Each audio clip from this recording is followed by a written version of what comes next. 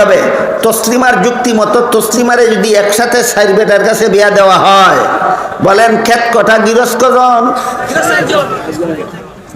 ক্ষেত কটা গিরস কজন? একালি মূলার মতো ফসল ফলবে না একটা তরমুজের মতো? তোর তরমুজটাই বাপ ডাকবো, কারে আগে ঠিক কর।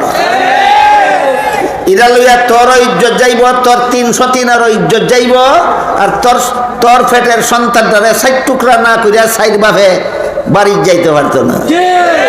মহিলাদেরকে এত বড় অপমানের হাত থেকে আর পুরুষদেরকে এই খুনাখুনি পরিস্থিতি থেকে রক্ষা করার জন্য আল্লাহ পাক রব্বুল আলামিন মহিলাদেরকে একের বেশি স্বামী রাখার বিধান ইসলামে দিয়েছেন না। গেল তসলিমার যুক্তির এক জবাব। আরেক জবাব, আল্লাহ দুনিয়াতে যে পরিমাণ পুরুষ পাঠান এর থেকে কিছু নারী বেশি পাঠান।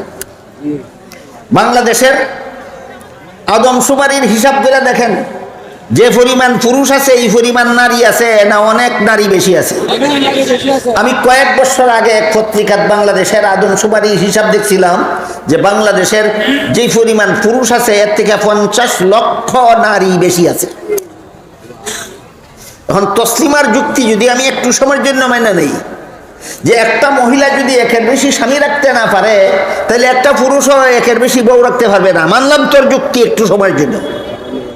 এখন বাংলাদেশের প্রত্যেকটা পুরুষের কাছে যদি একটা করে মহিলা বিয়া দেই, তাহলে প্রত্যেকটা পুরুষই একটা করে বউ পাইব নি? না পাইতো না? পাইব। জামাই পাওয়ার বাকি থাকবো কটা মহিলা? 50 লক্ষ। কোরআনে যদি এই বেষ্টনটা না রাখতো যে পুরুষে একের বেশি বউ রাখার অধিকার যদি 1500 বছর আগের থেকে কোরআনে দিয়া না রাখতো, তাহলে বর্তমান বাংলাদেশের 50 লক্ষ মহিলার কপালে জীবনে একটা স্বামীও যেত না। সুতরাং ইসলামের বিধানে পুরুষকে একের বেশি স্ত্রী রাখার ব্যবস্থা দেওয়া হয়েছে, পুরুষের স্বার্থে নয়। যে সমস্ত মেয়েরা পুরুষ না হইয়া জামাই জীবনে পাইতো না, এরাও জামাই পাওয়ার ব্যবস্থা ইসলামের বিধানে দিয়া রাখছে। তসলিমা নাসরিনে কোরআনের যত আয়াতে ভুল ধরেছিল, একটা আয়াত কইলাম আর একটা কইতাম নি, এগুলি কোন শিক্ষানীতির ফসল? মন গড়া শিক্ষানীতির ফসল।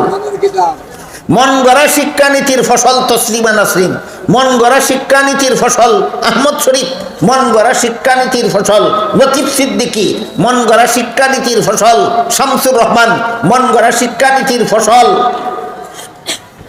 সালমান রুশদি। এই মন গড়া শিক্ষানীতির একটা ফসল